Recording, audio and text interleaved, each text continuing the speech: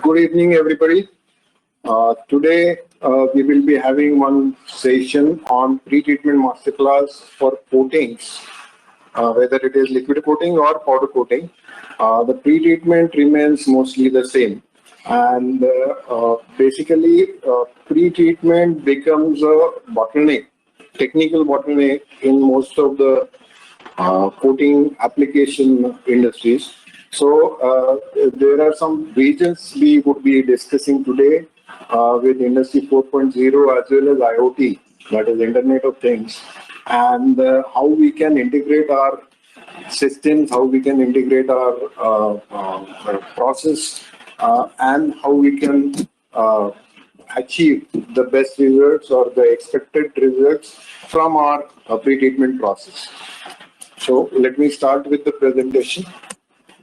Industry 4.0 concepts in pre-treatment masterclass. This webinar module will discuss the pre-treatment process to be performed before liquid coating or powder coating. Normally, pre-treatment is common for liquid or powder coating. The process changes according to the type of metals to be coated.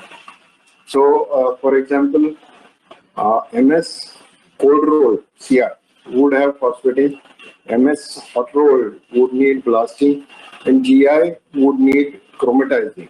So these are some different processes. Today's focus would be more on MS CR, that is cold rolled steels.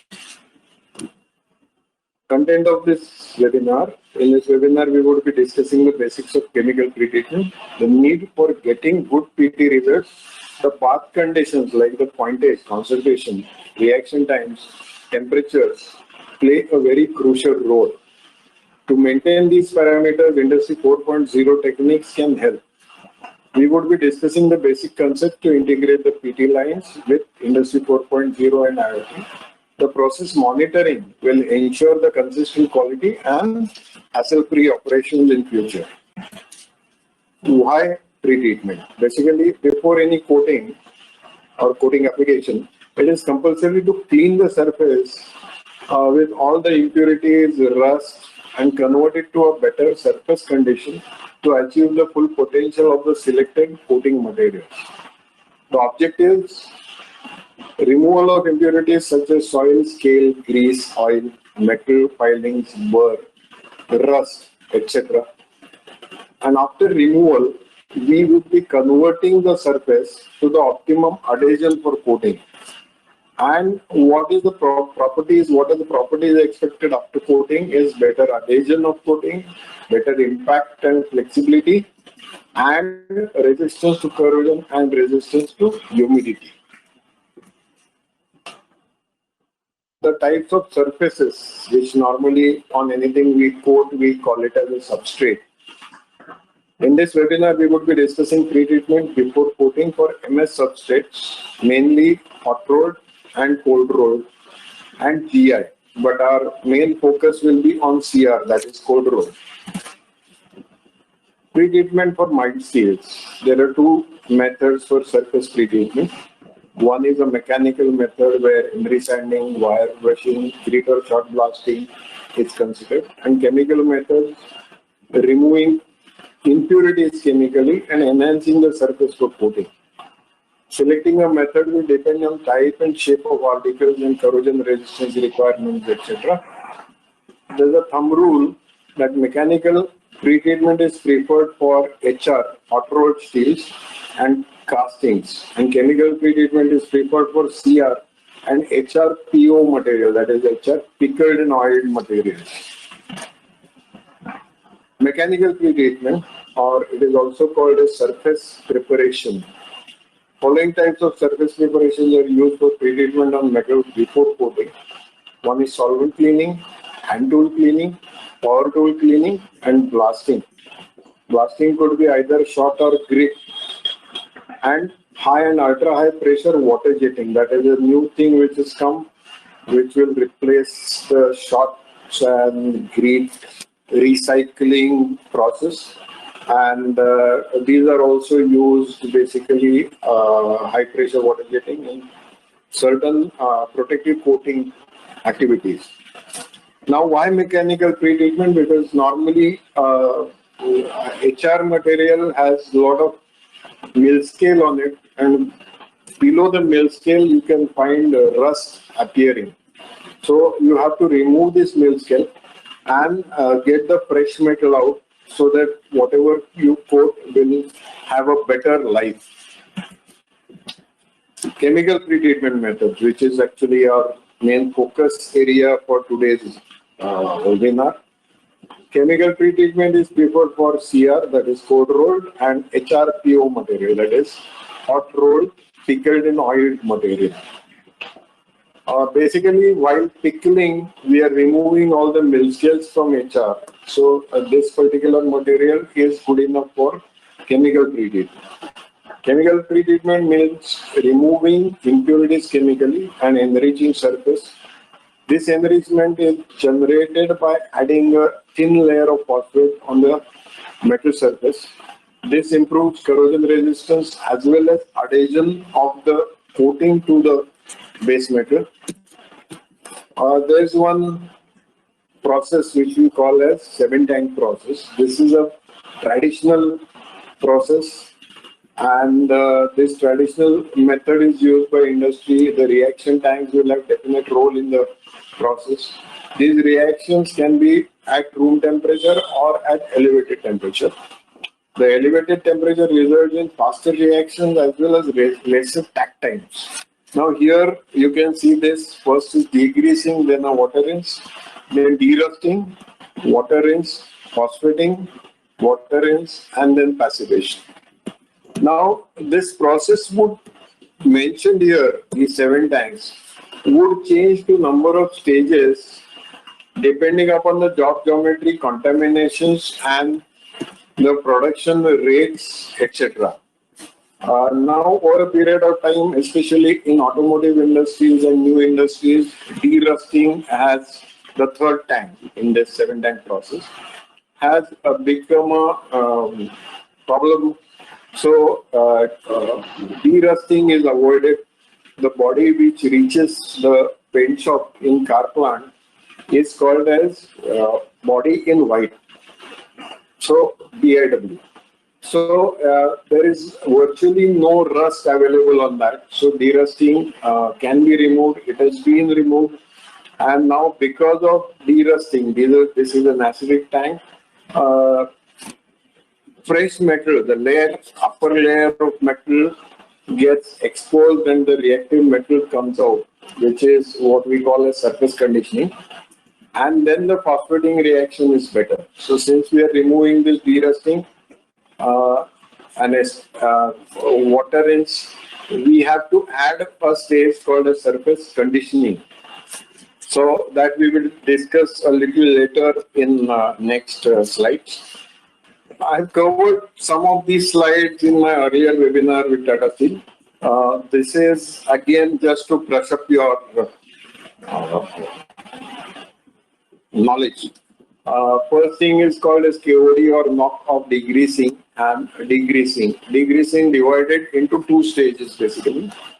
So the reaction here is expected is removal of oil and grease. Oil and grease basically is a big enemy to the coating, so it needs to be removed 100%. So for removal, there are 2 chemical actions which we are using. We are using mixture of alkalis and surfactants. The alkalis will saponify it, and this will cut the oil film and disperse the oil. And surfactants you normally what we use at home is called as detergent. They are also surfactants. They will emulsify this oil and remove the oil from the surface. Good degreasing is a prerequisite of subsequent phosphate coating. In case if this process is not performed properly, the coating would not adhere properly to the substrate. Because as I was telling you, this is the biggest enemy of any coating. So oil removal is one of the most important stages in the 7-tank or in your treatment process. Stages, again, after all chemical reactions, we have a watering stage. Now, this watering stage is also very important because normally people do not take water rinse very seriously. They don't change the water for days or even for weeks. But the freshness of water or the pH of water, conductivity of water, which we will be discussing, will definitely play a very important role. Normally, we are going for two tanks cascading into. You can see here, this is the second tank. The process flow is from this side to that side. And fresh water is always coming into this, and this water will go into the first tank, and this will go to ETP. Now, in this particular thing, normally what happens is after a degreasing stage, all the alkaline solution will come here, will get diluted, and when it goes into the second tank, normally you will get much fresher or much cleaner water, which will rinse it very properly. So this cascading is very important. You should have rather two stages. One of the studies what we've conducted with some of our customers, we've realized that if I have only one water in tank, the continuous flow of water is say 100 liters per hour. If I have these two tanks, it directly comes to square root of that. So that means I convert this system to 10 liter per hour consumption. So that's a huge water saving. Also, if you have these two tanks.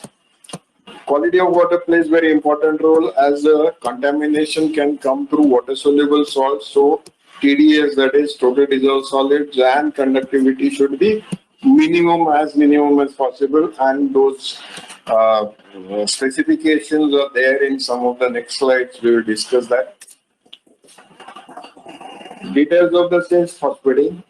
Now, phosphating is formation of thin layer on base metal to improve the corrosion resistance and adhesion. It forms a crystalline layer, crystalline conversion coating layer, and would provide excellent anchoring to the coating, which in turn would give excellent adhesion of coating. See, too rough coating will delaminate and may roughen the finish if you have only monocoat, what we call nowadays. And also the poor phosphate layer would propagate early underfilm corrosion. Basically, there are two types of phosphates which we use. One is iron phosphate and other one is zinc phosphate. Automotive industry or the industry which is going for outdoor equipment or outdoor machineries or outdoor components would prefer zinc phosphate, and something which would attract lesser corrosion resistance, they can go for iron phosphate. The zinc is a crystalline coating. Here you can have a CTQ requirements also. Coating appearance is uniform gray, compact fine coating. Coating weight is about 2 to 3.5 grams per meter square. Crystal size is around 10 micro meters, 10 microns, and crystal shape is columnar. So you can see the in this, you can see this. This is a 5,000 times magnified phosphate zinc phosphate coating, and you can see this crystal structure. Now, in this, you can imagine how best the paint would anchor itself because of the roughness created here. Number two, the zinc phosphate would also give you one big advantage is if I cut the paint film and keep it in the salt spray with zinc phosphate and without zinc phosphate, two panels. Normally, the zinc phosphate panel, zinc phosphated and coated panel would not have what we call as corrosion creepage. That is, the underfilm corrosion will not happen very fast. So this is the basic advantage going for zinc phosphate. Uh, Again, I'll go back to this. In this, because of this columnar structure, you can see small gaps, very small, tiny gaps, maybe in nanometers. These are basically sealed by a stage called passivation. This seals gaps between phosphate crystals. So, no open metal is available. Improves corrosion resistance. Hexavalent chrome is an environment concern now. Chrome-free passivation chemicals are now available. This is needed in case you do not have a continuous line. There is a break between PT and coating. So I'll just explain this a bit more. If I have a line where it's a continuously going and probably after phosphating, after the rinses, it goes for CED, that is cathodic electrode deposition. So probably you can avoid passivation on those lines. But the lines which are directly after that, it goes through a water drying oven, you unload the jobs and you again load it for powder coating or liquid coating, and there is a break between PT and coating. This is a must. You must go for passivation. To eliminate contaminants from surface, final dip after this stage can be DM water rinse. In some of the last slides, we will discuss this in details, why DM water and what is the advantage of going for DM water. Okay. Now the same 7-tank process can now increase to 10, 11, 12 tanks like this. So before knockout degreasing, again a hot water rinse is added. Then knockout degreasing. Degreasing single stage is divided into two. IW is industrial water rinse. Industrial water rinse, again this one water rinse divided into two. Then we have avoided de-rusting, so gone for surface conditioning, phosphating, again 2 rinse tanks, passivation, and then DM rinse. Now this has become 11 tanks. So depending on the requirement of the process can be altered, and then the number of tanks, the process stages will differ. The logic while designing will consider the production volumes, the takt time requirements of the process reaction and quality requirements, etc. It does not mean that more number of tanks will be a better process. It is always important to maintain and monitor the chemical reactions expected per bar. Then your tank would be better, your process would be better. The new trend in PT is a nano process. It's a various companies have introduced these process. Even though I'm calling it as a new trend, it's a 5, 10 year, 8-year-old process.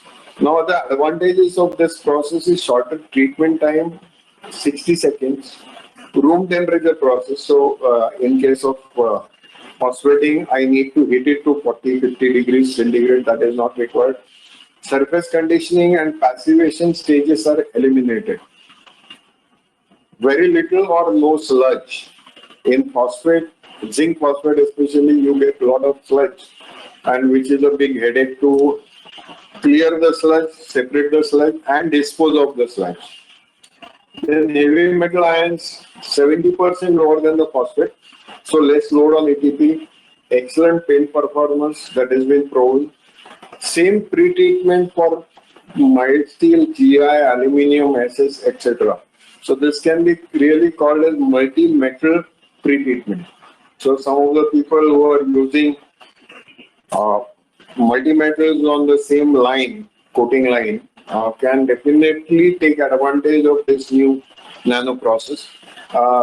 Instead of crystalline phosphate layer, this is a amorphous layer. So it's a continuous layer, and this will give you the same kind of salt spray resistances or adhesion performances or impact or these other performances. So majority of industries slowly changing to this nano process. Mainly the new plants which are coming up are preferring this nano process over phosphating because of certain advantages. New trends in coatings. Basically, there are various new requirements being demanded by the customers from point of view of aesthetics as well as corrosion protection. To meet these various stringent requirements, industry has started considering the following process sequences. To get better corrosion resistance, some of the industries have started chemical PT, that is chemical pre-treatment after blasting, or they are going for duplex type powder coating, which involves powder primer and powder top coat as 2C2B process. 2C2B means 2 coat 2 bake. So powder primer is applied, baked, then again powder top coat is applied and baked. This will give you very high salt spray resistances, which could be about 2,000-2,500 hours of salt spray by ASTM D117 standards. Then powder coating application is expecting higher DOI, that is distinctness of image, and that is smoother finish without orange peel or with very little orange peel. This is mainly for auto and white goods industry. So these are some new trends which are coming in coating lines, and naturally the pre-treatment also plays very important role in this, because if I have very high thickness of phosphate, my DOI is going to go down. So monitoring again the phosphating process plays very important role here. The important things to monitor: one is concentration of reaction baths, second is water quality, that is pH of water and conductivity of water, temperature of baths, and dip timings. If you maintain this, monitor this, your end quality will be absolutely as expected. Concentration of reaction baths, bath chemical concentration or bath pointages, we call it as pointages also, are very critical to maintain. This needs to be monitored on a regular basis. Depending on your production volumes, you have to do titrations every 2 hours or maybe twice a shift. Chemical additions to be done as per the supplier's recommendations from time to time to maintain the pointages within the range recommended by the suppliers. You can have a dosing system here where you establish your pattern of consumption of these chemicals or chemical addition pattern, and then you can go for a regular dosing of chemicals into the tanks, and then again you can monitor with titrations.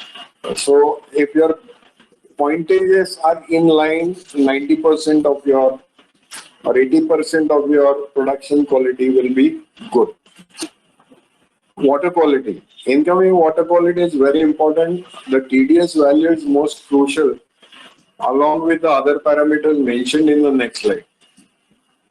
Now, majority the water available with industry is groundwater, bore water, what we say. There are huge dissolved solids in that. Certain places I know where some of my customers are there, places close to Delhi. The TDS values are almost 2,500 to 3,000. Very, very hard water. And for example, if you wash your clothes in this kind of hard water, you will never get the correct reaction of that detergent. Whatever best detergent or soap you use, you will not be able to get good froth also and good reaction also. That saponification or emulsification, what we discussed earlier, will not happen. So quality of water plays very important role, and this particular slide you will find that TDS maximum should be 300, pH should be 6 to 8. Even if pH is not there, not within the range, it becomes a problem. Specific conductivity, 300 microsiemens per centimeter square. These are most crucial and critical methods. So this is for industrial water where we were talking of the earlier tanks. Then RO water, normally specific conductivity is 30 microsiemens per centimeter. And for DM, that is demineralized water, specific conductivity is usually 10 microsiemens per centimeter. Now, temperature of bath plays very important role. The chemical reaction will slow down at lower temperatures. Usually, we say that with 10 degrees difference, the chemical reaction speed doubles if I increase the temperature by 10 degrees to 12 degrees. So, if the temperature goes below the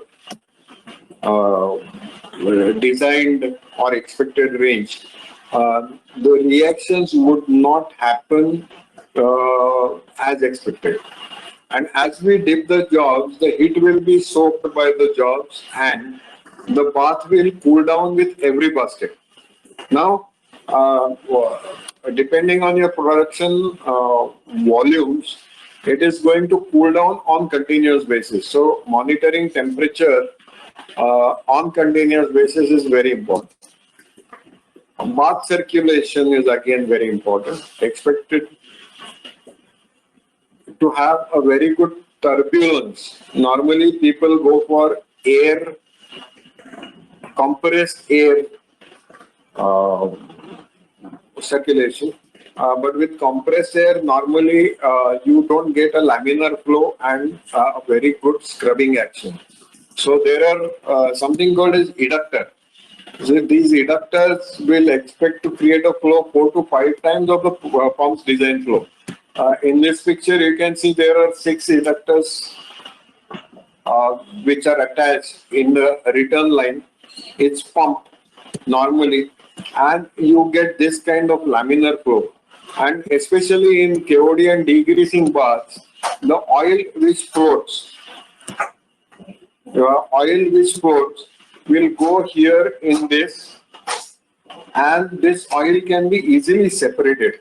So we will have a very good water here with less oil.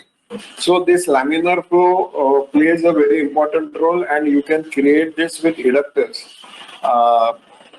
Air will not do that. If you have air circulation, compressed air circulation, you will not get this action, and you will not get the oil separation. In fact, you will create oil emulsion in that, which is bad for the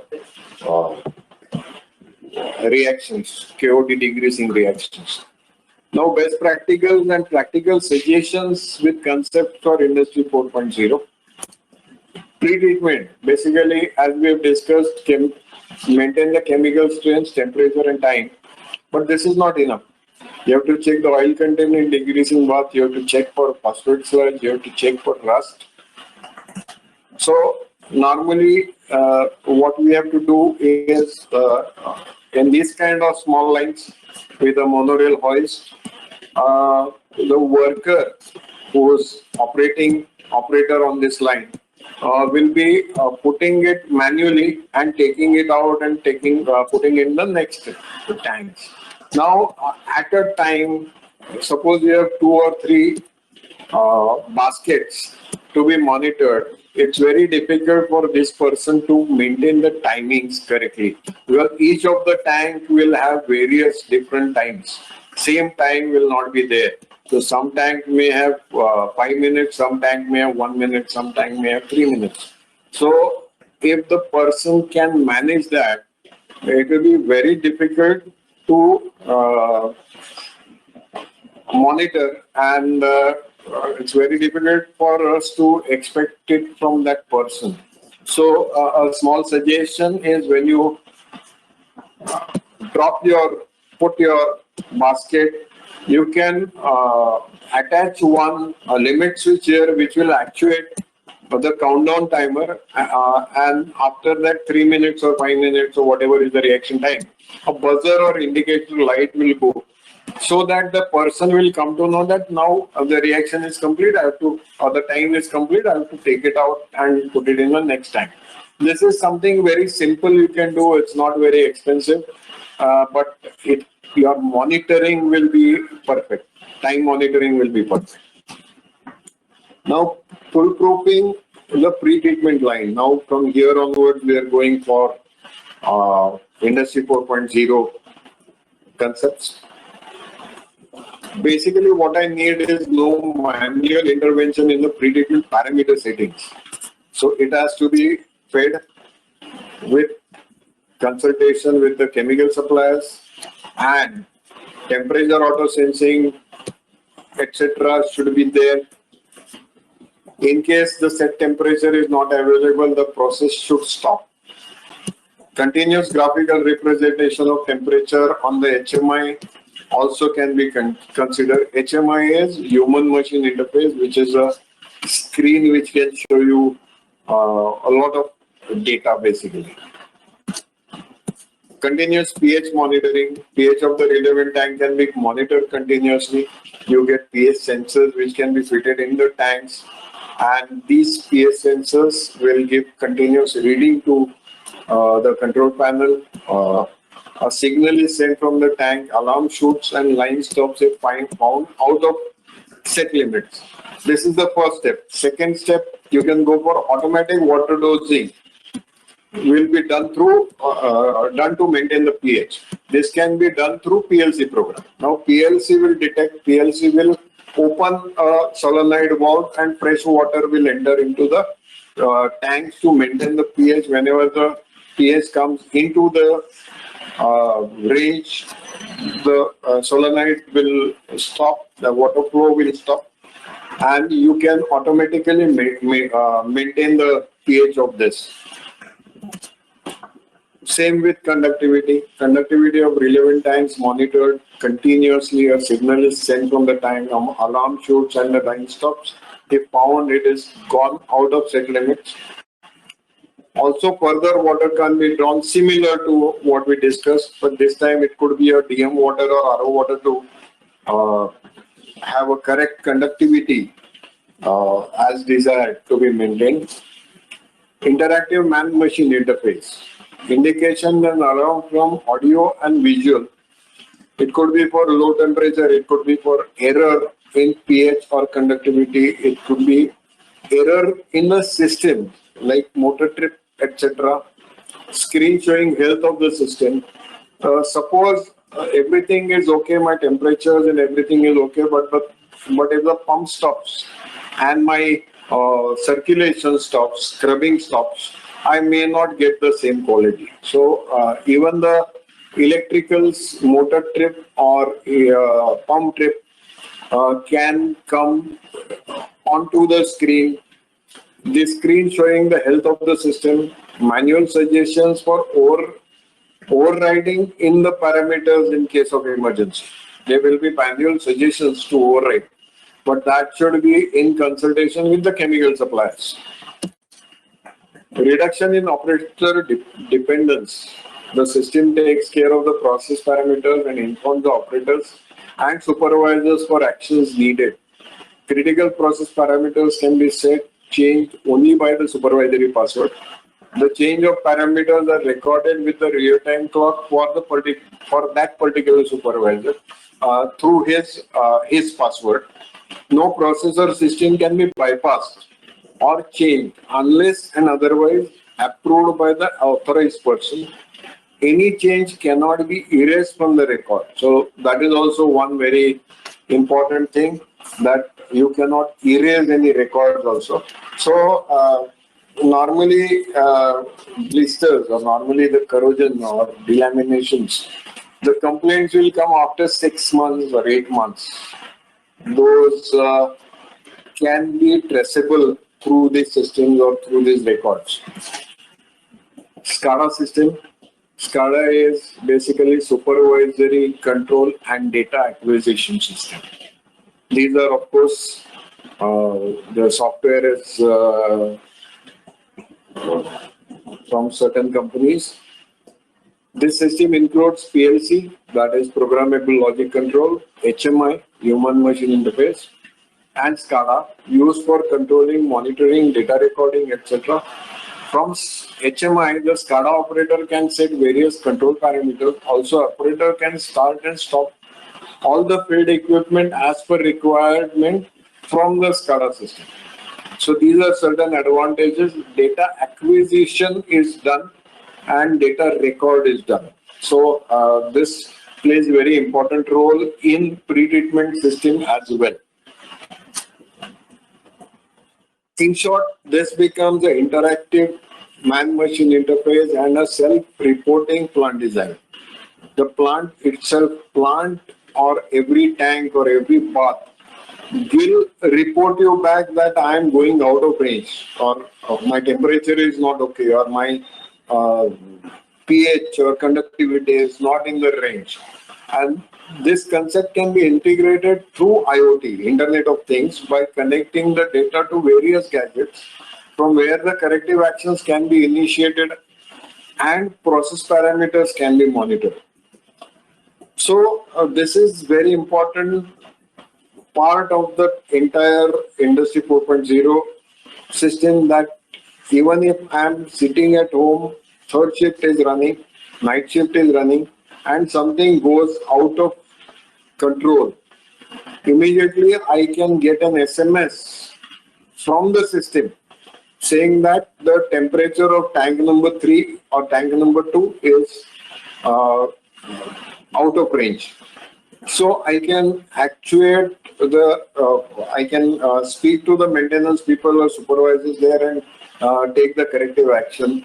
Or otherwise, till I come next day morning in the first shift, nobody will come to know that some of the tanks or some of the process was out of range, and whatever I produced during that particular time is a rejection. And that rejection is going to come back to you after 3 months, 6 months or something. So the system can be integrated with all above parameters, reports with PCs or mobiles of top management as well as with maintenance department, so that necessary decisions and actions can be activated immediately. So this is the advantage of going for Industry 4.0 concepts or IoT. Now, the usual problems what we are facing during pre-treatment. One is improper degreasing, and if it is improper degreasing, you get a water break phenomena. That is, this particular photo, you can see the oil is shrunk. So there, the water is shrunk, so oil is present on that. And in the second, there is a continuous film of oil. So my oil is 100% removed. This you can check after the first water rinse after degreasing. Degreasing bath concentration and temperature lower than specification, higher oil contained in the bath, which should be about 4%, which the chemical supplier usually will tell you the specification. Now, if the oil is not removed, this will lead to a poor phosphating or adhesion failures, delamination, etc., resulting early corrosion. So, oil removal is most important. Otherwise, you will get delamination. The paint film or the powder coating film will come off very easily. Observe. Now, this is basically rusted surface or inadequate derusting. Nowadays, derusting is also not there, so you can have a problem with if you have rusty products. Ineffective surface conditioning or phosphate bath conditions are not in the range. What we call as PAFA, higher free acid and lower total acids, can do this. Or sometimes if the line stops in between and the job dries, this may happen. So coating over rusted surface would lead to early corrosion. Powdery phosphate or white powder which is to be removed is basically still in the tank, which gets deposited along with the phosphate coating. This is basically a foreign body. This is unwanted body. And why it happens is inadequate phosphate bath, removal of sludge not proper, or higher bath temperatures. So all these things can lead to this. This would result in adhesion failure, early adhesion failure, because this is a loose powder which is got deposited in the phosphate. Incomplete phosphate coating. Phosphate coating. Phosphate coating is not formed completely like what you can see in this photograph. Basically because of improper de-rusting, or sometimes in the dip system mainly, if the when you dip it, degreasing is happening, but when you're taking it out, taking the jobs out, your floating oil will get redeposited on that particular job, and this kind of thing will happen. Improper surface conditioning or drying of the job in the interstage zones. This would lead to adhesion failure as well as corrosion, early corrosion. Blisters. Now, blisters are observed on painted articles when stored or during water emulsion test or in humid condition. The water-soluble salts on substrate would attract humidity and dissolve to make salt solution. Will attract more water by osmosis to form blisters. So, quality of water used in the entire process should be as per the specification attached, which we have seen already. Now, what happens is to avoid the salt or water soluble salt, to be precise, getting deposited on substrates and coating over it. Basically, the last tank is usually DM water, demineralized water, or we also call it as DI water, deionized water. And this will lead to very early corrosion. You can see this, and once you try to open it, you will find a blank spot inside and already rusted surface because of the salt solution. Outcome of going for this Industry 4.0 or IoT is process monitoring will ensure the consistent quality. This will ensure hassle-free operations. Usually the pre-treatment failures will occur during the service life of the product, such as corrosion, blisters, adhesion failure or delamination, etc. This can be controlled only with proper pre-treatment before coating. So going for IoT, going for Industry 4.0 is going to help you to monitor your process correctly as expected. Thank you. That's all from me. You can go ahead and ask questions. Thank you, sir. If anyone have any questions, please raise your hands. We will get back to them in person. Yes, Mr. Ashwath K. Please introduce yourself along with your company name and ask your question. Okay, myself Ashwath, I'm from V-Guard Industries Limited. Hi, sir. From V-Guard Industries Limited.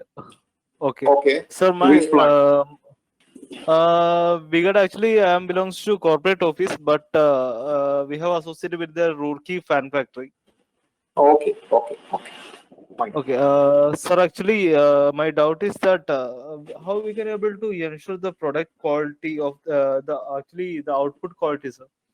Suppose we have done our PT, then how we can able to ensure is it we have done process is better and is it sufficient? Yeah, basically you have to pass one panel. Okay. Along with your product and send that panel to the chemical supplier. This could be done every 15 days or every month, once every month. and ask them to check for the coating weight, coating thickness, because checking coating weight is very difficult at our end or in the factory. So they'll send you a photograph also, and they'll give you the coating weight, phosphate coating weight, and will that's the only way. And in between also you can send sample of your KOD, that is knockout degreasing and degreasing tanks, about 500 ml to 1 liter, and ask to check the oil content from those tanks. So that will give you the correctness of those tanks as well. Okay, sir. Sir, Or you can send one product also, because your product is small. Yes, you can just send one fan blade to them and telling them what is the exact area of that fan blade. They can calculate the coating weight. okay, sir. Okay, sir. One more doubt, sir. Yeah. Sir, actually, you have mentioned about that online conductivity, pH, and TDS measurement. So, actually, which brand, is there any specific brand or something that for doing the same for the specific purpose, sir? There are a number of people who have these products, and there are some good international brands as well.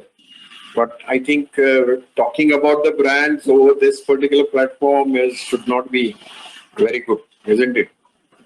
So you'll find them on the internet. Okay, sir. Okay. Okay. Yes, sir. Thank you, Mr. Ashwath K. Moving on to the next question. Yes, Mr. Hiran, please introduce yourself along with your organization name and ask your question. Yeah, hi, my name is Hiren Gajaria, and I'm from SW Metaform based out of Nasik. Okay. Sir, What is your product?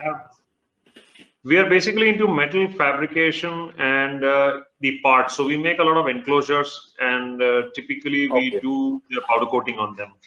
Okay. So control panels basically. Well, not necessarily control panels. General term in the industry. Yeah. Okay.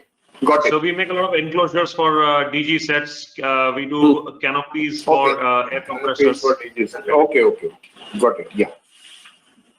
Okay. So my question is like this. There are times when we, when there is a power failure while the line is running. Now, we have observed, especially with the aluminum, whenever we are processing with aluminum, that sometimes when this power failure occurs, that there could be some parts that tend to peel off, especially while we are testing, and it is very difficult to identify which particular parts. So my question was, rather, our analysis points to probably during power failure, some parts may dry out between, let us say, stages of decreasing. Yours is a conveyorized one? Yes, it is a conveyorized and it is a spray PT line. Spray PT line. Okay. So do you have any suggestions, any ideas what we should be looking at, whether this could be one of the reasons of failure of adhesion? This could be one of the failures in one of my plants. One of my plant in this is one of my customers' plant. What we have done is we have given the foggers inside the spray PT tunnels. Okay. And there's one small pump which will operate when the power failure is there, and inside the tunnel the fogging will happen, which will reduce the drying of the jobs inside. And this has helped. Okay. But this is to be done at which stage? Which they are using in the greenhouses. No, that's okay. But you are saying the fogging should be across the entire tunnel? Across the entire tunnel, yeah. Because you don't know where it can stop. Because all of your spray pumps will also stop when the power failure is there. Your conveyor also will stop, right? Right. So your entire line, especially the line close to your hot tanks, like degreasing, etc., will dry out very fast. Yeah, correct. Okay, so it's better that you have foggers there so that the humidity is maintained or the wetness of that is maintained. And the moment power comes, your job will start running. Okay. So basically, these foggers will be powered by some backup. Is it some backup Backup system? source, absolutely. And you will need a very small pump for that. Okay. So one more question I have. Yeah, sure. Currently, we are using zinc phosphate, and we have been planning to switch over to nano, especially for the advantages that you mentioned earlier. Now, we've Okay. also done some trials, but somehow customer, it is very difficult to convince because he has it in his mind that the nano coating may not exceed the 500 to 700 hours of salt spray versus, let us say, zinc phosphate. Currently, we are exceeding 1,000 hours plus. No, it does. We have done that. And with some of the international clients, or Right. vendors for some of my international clients are using nano coating now. Again, there was a huge debate. But Right. then it took time, but ultimately people are accepting. Even 2 years back, the first automotive plant was installed by Renault Okay. with nano coating, nano preheat. Okay. But So automotive will not switch over unless and otherwise you will get the results. understood. But what happens is documentation for, I mean, if we ask the chemical suppliers, nobody is willing to give it in writing that it will exceed the, I mean, it will easily pass 1,000 hours. Is there any reason for that, you feel? I don't know. I mean, probably they are not trying to commit themselves, but it happens actually. We have Okay. done some trials and we've been successful. Thank you, sir. You can do the trial yourself and convince the customer. Okay.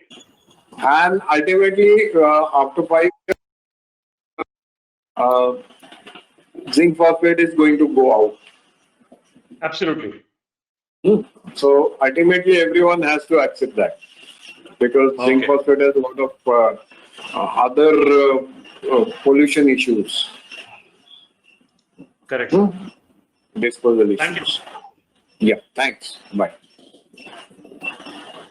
Thank you, Mr. Hiran. We will now move on to the next question. Yes, Mr. Sudhakar, please ask your question. Yeah. Good evening. Good evening, sir. Good evening. Yeah. Yeah, I'm from Godrej, Vikroli branch. So my Which, question is that which plant? plant 17 security solutions. 17. Okay. Okay. Yeah. Yes, sir. My question is how to integrate that chemical concentration checking process with IoT. Is there any?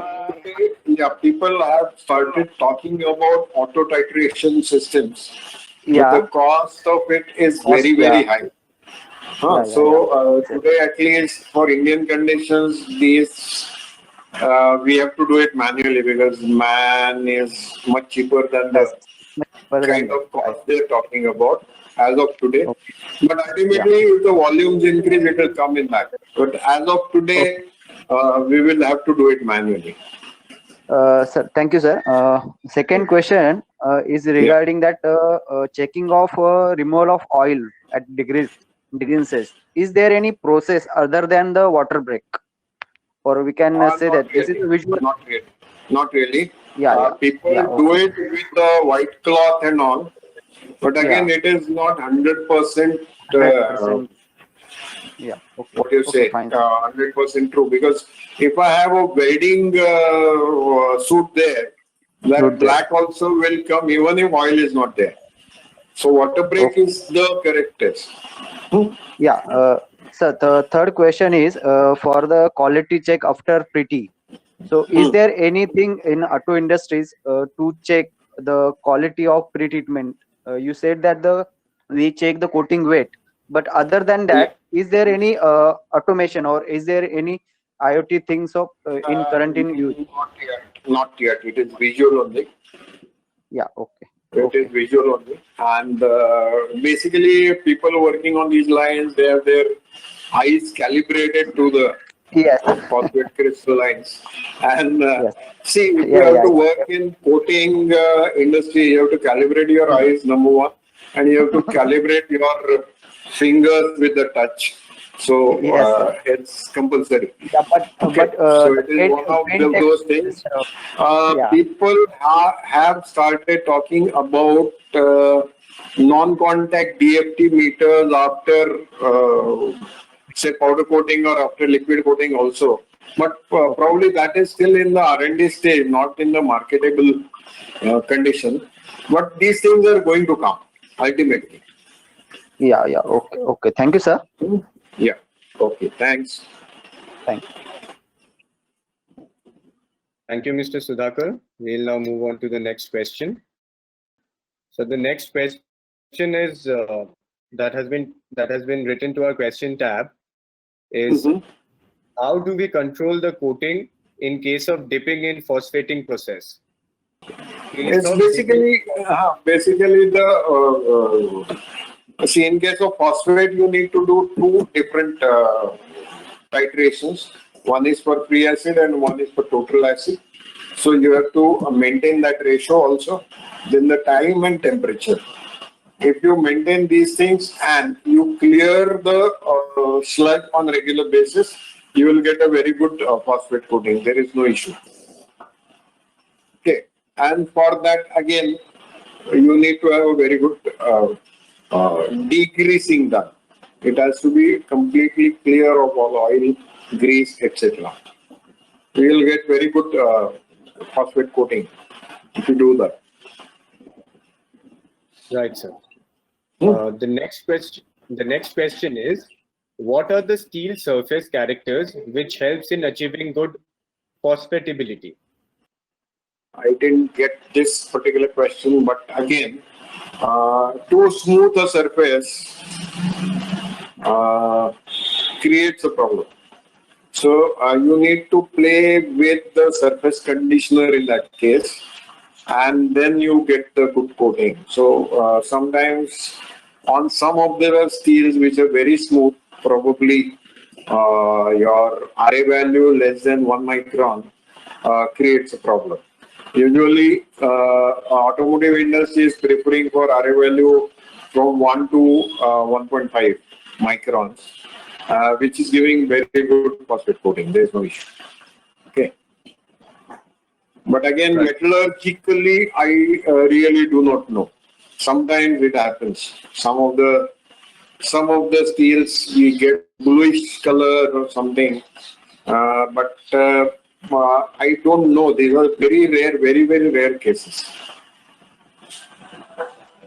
Right, sir. Moving on to the next question, is there any correlation between SST life and coating thickness of powder coated over zinc coated steel? Now he just ask him that if it is the thickness of zinc, or he is talking about thickness of powder coating. Right, sir. Because as the thickness of zinc will increase, naturally the SST salt spray life will increase.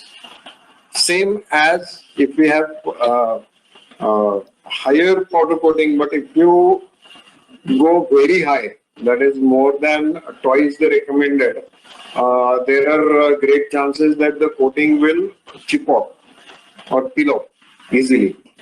So it's not a direct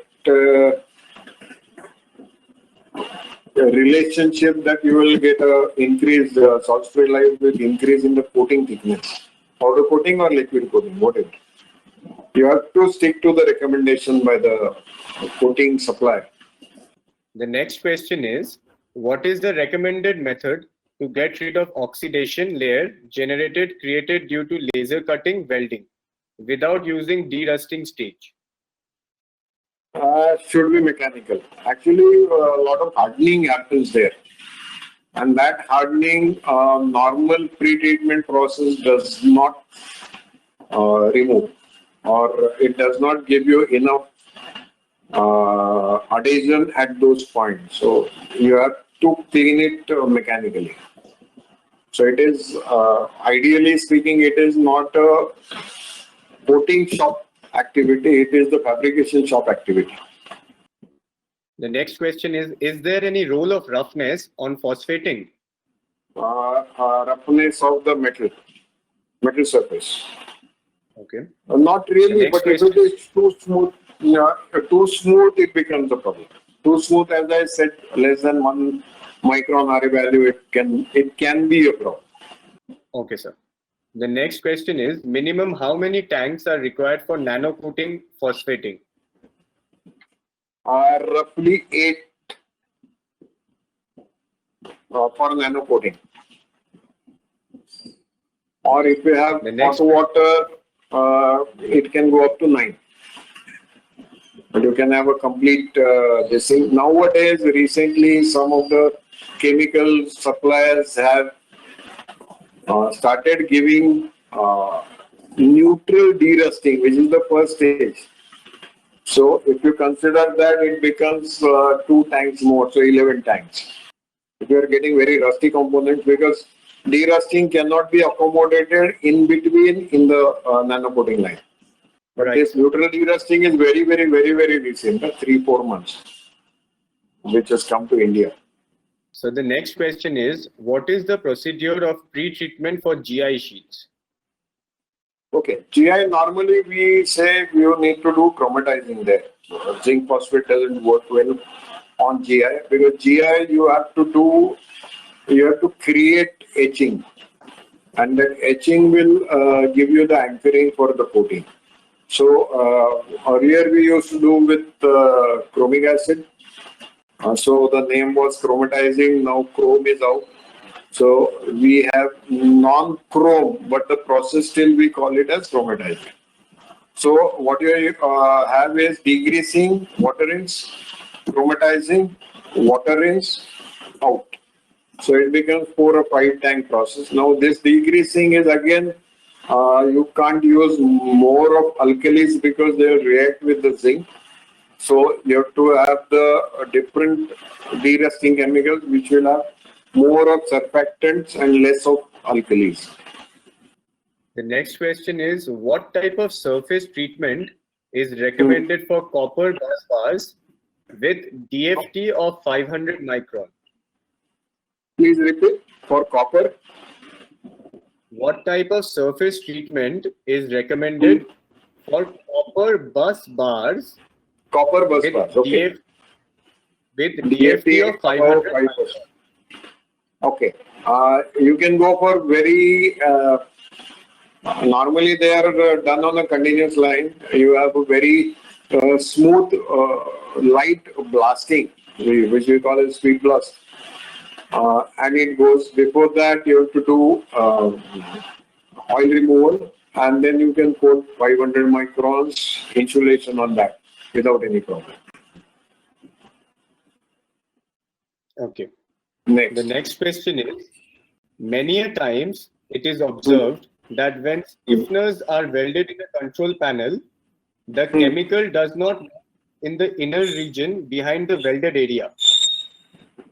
What should be done in such cases? Now, basically, you have to change the design. Okay. Whatever you do according to ISO 12944 and ISO 8501205, 8501205, right? Entire area should be accessible for pre-treatment as well as for coating. If it is not there, then you have to do a full welding around that, or you have to use a sealant to hide that. Hide that in the sense to